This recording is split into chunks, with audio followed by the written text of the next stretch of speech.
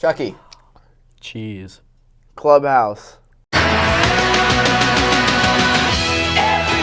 you look, there's a heart, a hand to hold on to. Everywhere you look, there's a place. All right, so we have a couple bad movies we've seen this month, and for my segment, I will be doing Crawl, the 2019 film. Roll the clip.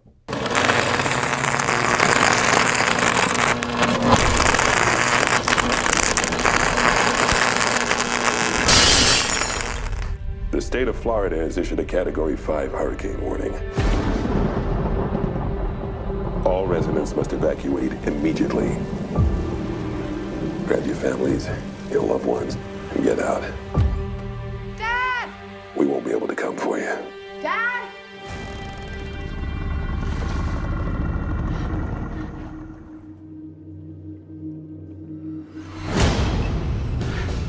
Dad! Yeah. Oh my God. What happened?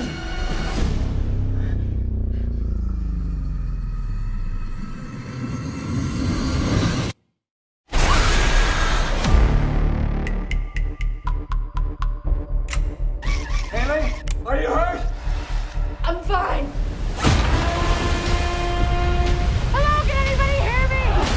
I'm trapped with my father in our house in Coral Lake. Please send help. Haley! Wait, down here. Pete, you hear that? In less than an hour, we'll be underwater. Banging on the pipes blurs their senses. I can distract them for you. You got this!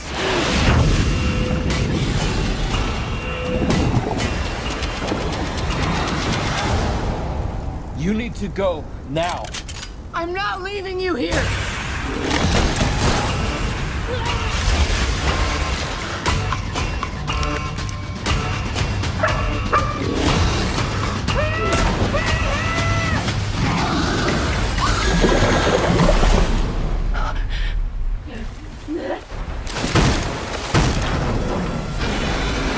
Come on, you son of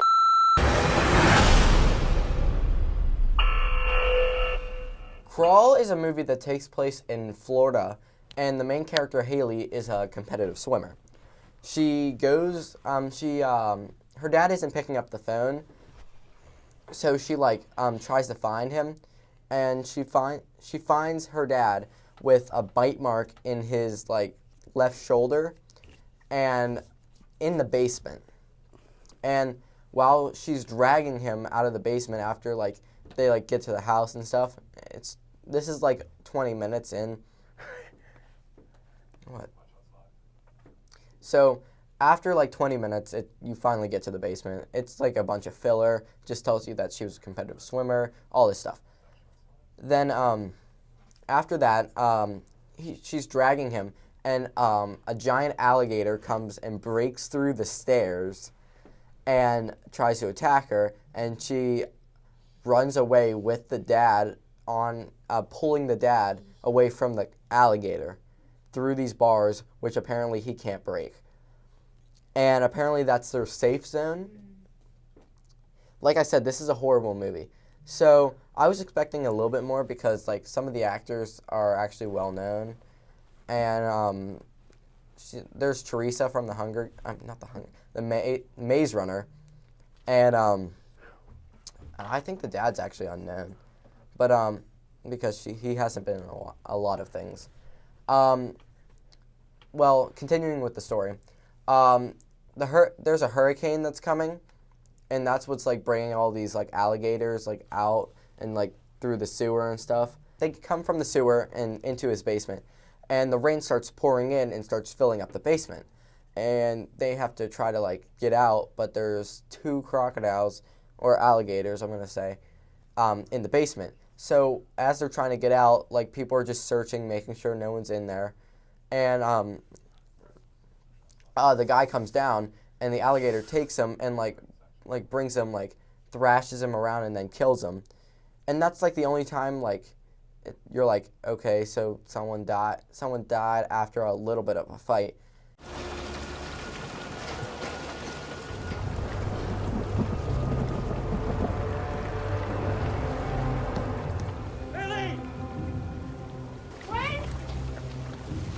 No, wait!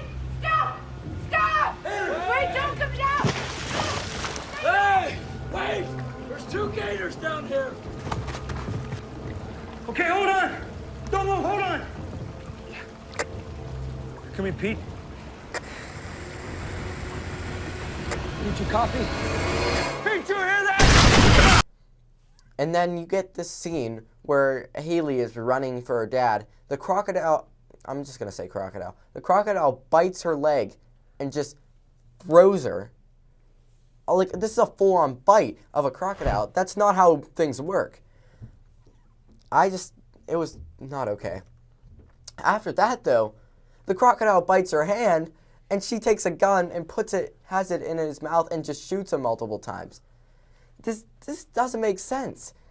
Okay, I'm getting a little off track. All right, so we get to the scene where, after all that, she bandages up, and then she looks outside and she sees 3 people robbing a gas station, and like she's shining her light, and like one of them like notices it, and then the other person in the boat, since they have to be on a boat because like all the water's like filling like the entire street, they start getting attacked, and then the girl on the boat dies, one of the bandits, and then the guy that was walking over to the house dies, and then the person like still in the store dies, and it's like really quick, and you're like, why didn't this happen to Haley? Like, they took literally like 2 bites on one of the bandits, and they were like gone. But Haley, she can like survive 2 bites apparently. I don't know. So we get to this scene where the whole basement's filled with water, and When did they get into a house? what? When did they get into a house? They've been in the basement this entire time. Did you just say they were in like a gas station? No, the bandits outside the house. They're like looking from the basement. Oh. Right. So now they're like, the water's like almost filled, and so Haley like swims and like somehow escapes both crocodiles, gets to the sewer. This is where like she like kills one of them, and then she swims out of the sewer, swims past multiple crocodiles and outside the house. Now, I don't even know. Okay, so the dad's still in the basement, and it fills up, and he's like dying. So she takes an axe and hits her floor 3 times, and it breaks through, and then she retrieves her dad from the giant hole in the ground now, and does CPR and revives him. They get out of the house in a boat that the bandits had, and they're trying to get to it, and apparently like, if as long as you don't splash, the crocodiles won't see you. I don't even know. So they get into the boat because Haley outswims the crocodiles again, and so they realize that the boat doesn't do anything.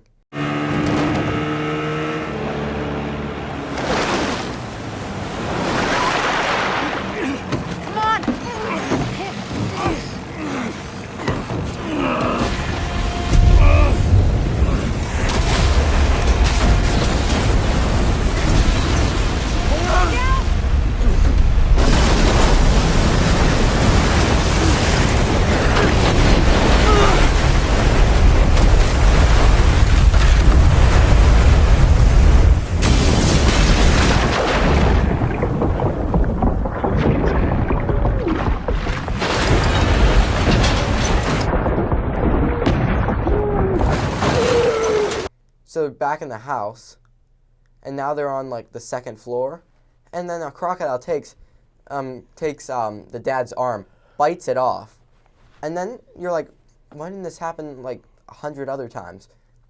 And then we get to this scene, and it's in a bathroom, and there's a crocodile and Haley, and they're on like one side of the shower, and then Haley's in the shower, and the alligator's on the other side, and it's like halfway filled with water.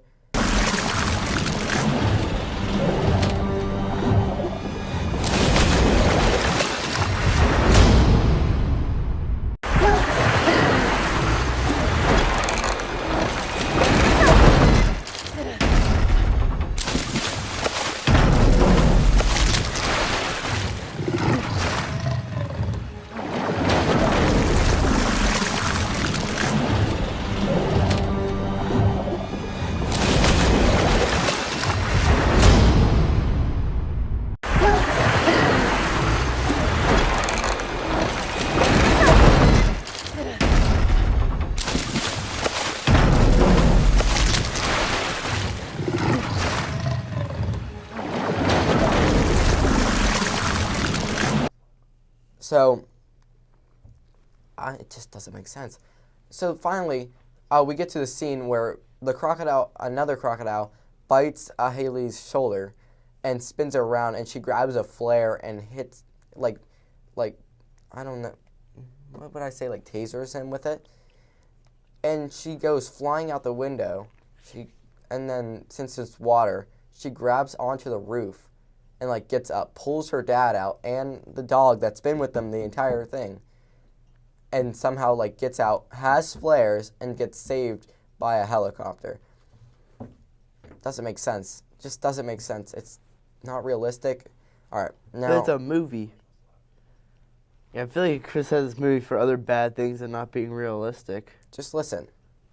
I'm not done. So, at the start of the movie, when you see the crocodile, it's so like CGI that like it makes your brain hurt. It looks like it's from like the 1980s, like, or like a Sharknado film, and like that's not a good thing. And like the story could have been great if like the acting was actually good, or like the CGI was actually good, or like something was actually good in this movie. I feel like there's only one way to save this movie. There's only one person that can do the job of saving this movie single-handedly. Dwayne "The Rock" Johnson. Honestly. No. That's what I was saying about realistic movies. I can admit that Dwayne Johnson movies aren't that amazing. Like the one where he's on a big rock and he has to save a guy. It's not that realistic. But it's still fun to watch. Because it's Dwayne "The Rock" Johnson. So you know. Alright, back to you, Zach. All right. So this is almost the end of this like just rant. The movie, like the gore wasn't that good. You could see like it was fake, and that like was horrible for a 2019 film. Like, come on. If you can see the head was plastic, why are you even using it? Why are you even using the arm or hand props if you can't even use them correctly? I wanna speak to this director personally and be like, bruh, what happened? Okay. I rate this movie 3 out of 8. Sorry to say it. All right. That's pretty high. 3 out of 8. If for a movie that bad, you say. Well, I still watched the entire thing, so. So you have to give it a complimentary 3 I points. was hoping it would get better. All right. What was it called? Crawl. 21 gigawatts! 21 gigawatts! Alright, so I'm going to be reviewing Hot Tub Time Machine. A typical road trip weekend consists of partying, hooking up, and going wild. But in 2010, 4 friends will discover a new level of awesome. Go. All right. Look, what are we gonna do? You guys are terrible at quarters? Let's break into a school or steal a cop car or something, huh? Do you have Ritalin? What? Guys, come look at this. You don't think it's a little weird, a bunch of guys just piling up in a big bathtub together? It's called male bonding, okay? Haven't you even seen Wild Hogs?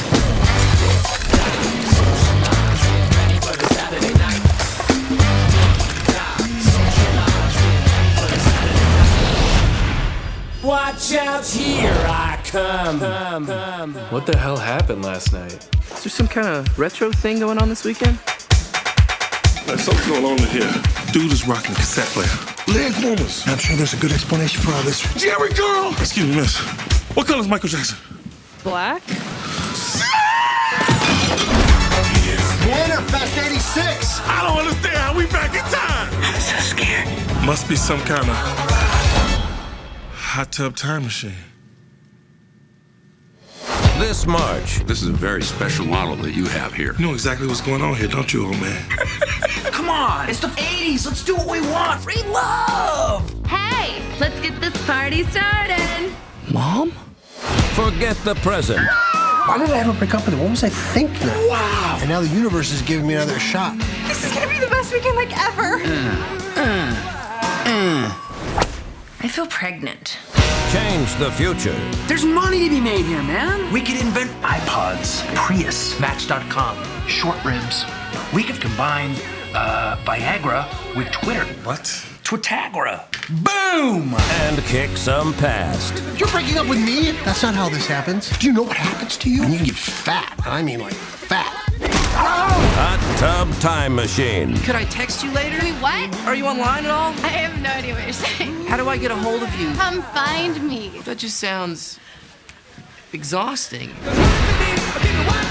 So this movie is John Cusack and his nephew, where they go to this resort that they went to when they were friends, and they're like, oh yeah, it's gonna be awesome.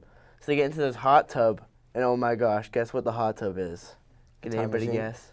The time machine? The hot tub was a nuclear reactor. Yeah, the time machine was a nuclear reactor, and they all died. Movie ended.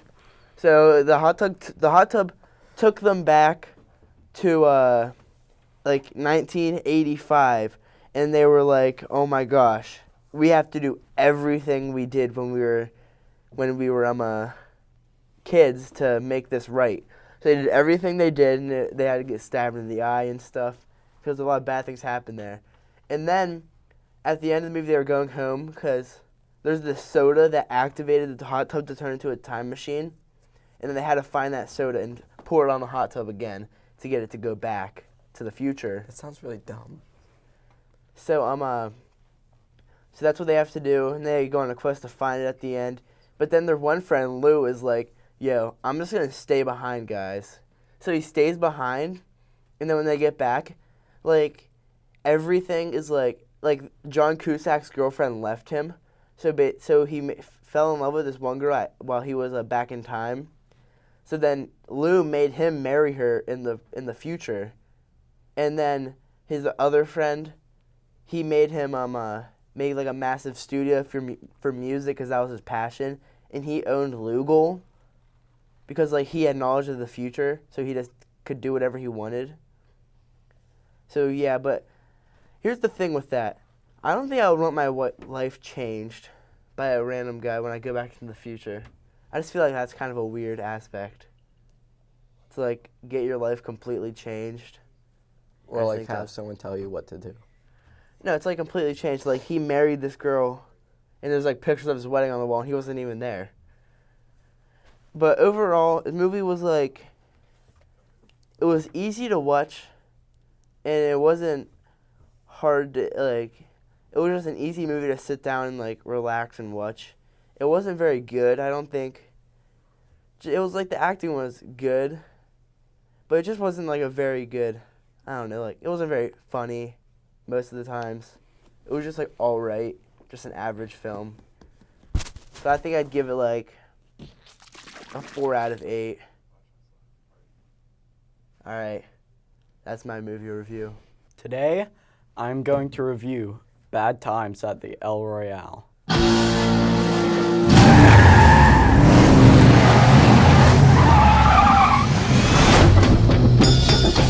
First time at the El Royale?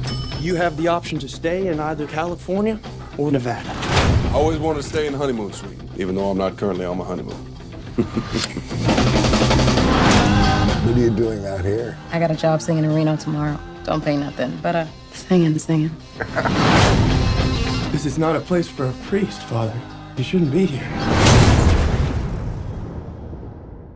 It's a little too quiet in here. It gives me the willies.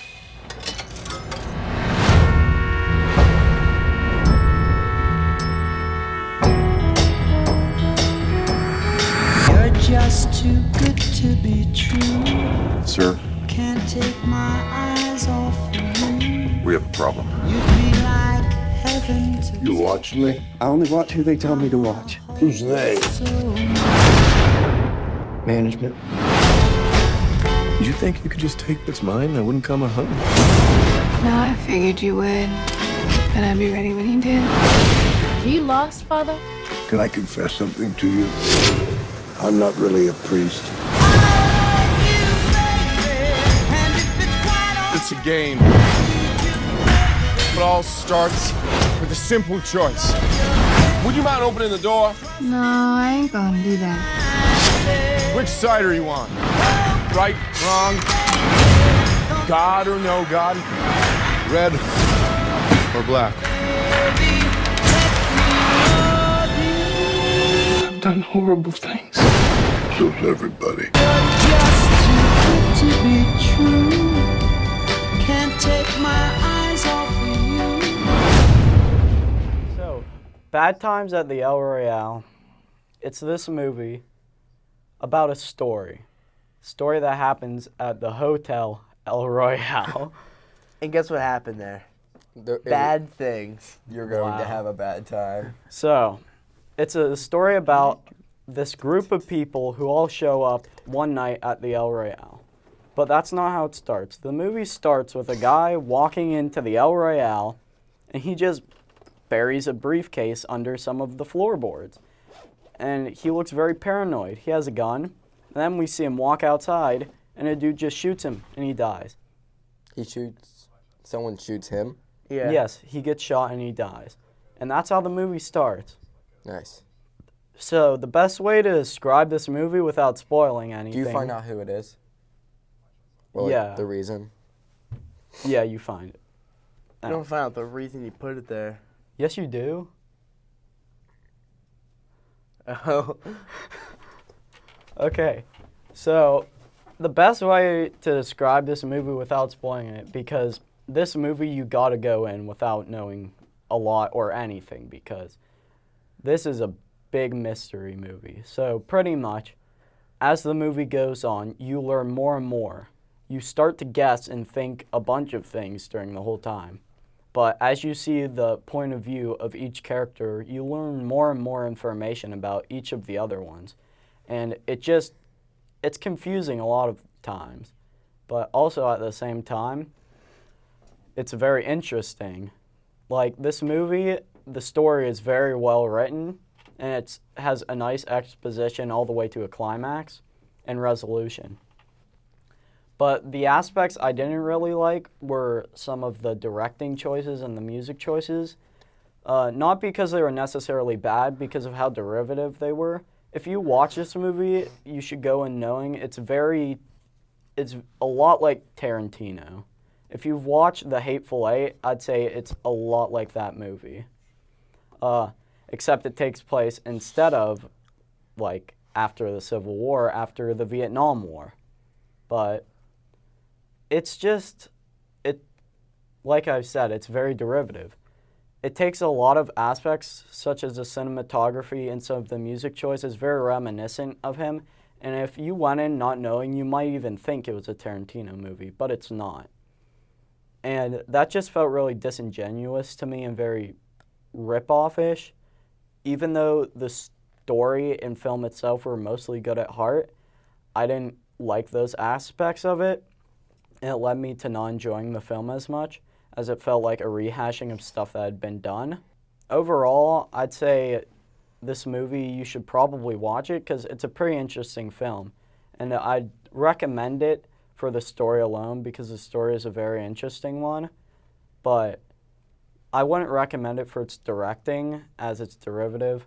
So I'd give this movie a 5 out of 8. All right. Welcome back to the wrap-up.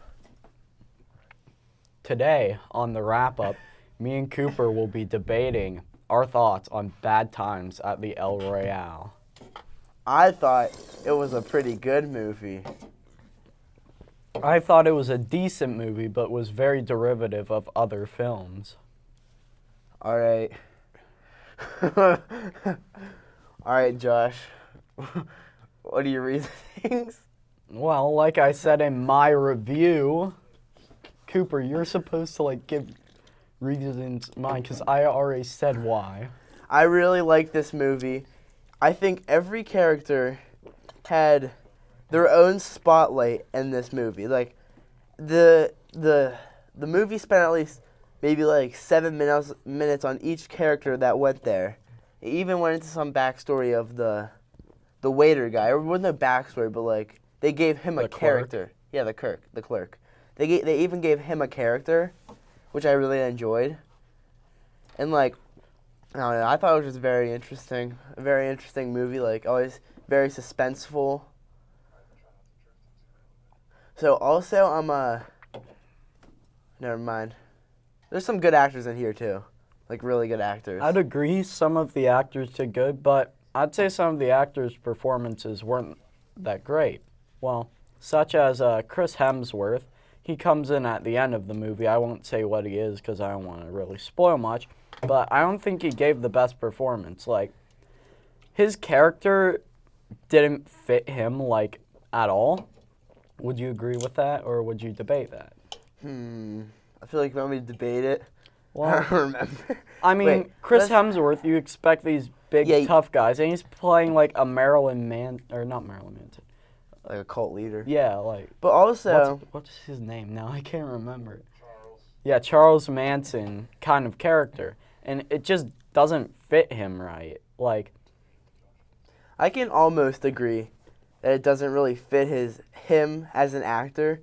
But also, he's been in, like, all these, like, love movies before. He's been in romance. He's been in rom-coms before. I feel like he fit it decently. Well, and I really enjoyed the character arc with was her name Sarah? The singer? No, the woman. Yeah, the singer. In the cult. In the cult. Oh, the woman in the cult. Her name was Sarah. Like that battle at the end was a really awesome fight. I feel like. Yeah, but I feel like that happens in a lot of movies. Like, oh, they're part of this organization. And though something bad happens in the organization that they see and they don't like, so they take the person who they know in it away. But oh no, here comes the leader trying to stop them. Oh my gosh. Yeah, but I don't know. At the end, didn't they play happy music as they were walking out? That's kind of cliche. I feel like they did that. Remember when the guy was like sitting on the steps and then they were walking out because he lived? Yeah. And they played like happy music, or did they? I don't remember. I feel like they did. I feel like they did that. And if they did that, that's kind of cliche. If they didn't, then all right. Well, I thought it was a pretty good movie. Well, the story was what held it together. If the actual story in this movie wasn't as good as it was, I don't think the film would have worked. Well, yeah, well, without a story, then most movies don't work. No, a story that good. With the directing that good, you mean? Yeah, the directing was very derivative, and even so, wasn't the greatest, even being derivative. There were some nice shots, but most were bland and boring shots. So, yeah, all right. So now we're gonna go to Zach in his movie Crawl. I agree with him. I saw the trailers. That movie looked like absolute dog poo. I mean, that movie freaking stinked, bro. Bro, that movie was freaking doo-doo. All right, that's our show for today. Thank you so much for watching the 11th episode of the Chuck E. Cheese Clubhouse. I'm Zach. I'm Josh. And I'm Cooper. And we're the Chuck E. Cheese Clubhouse. Tune in next time for episode 12 where we may or may not have a guest in a real format.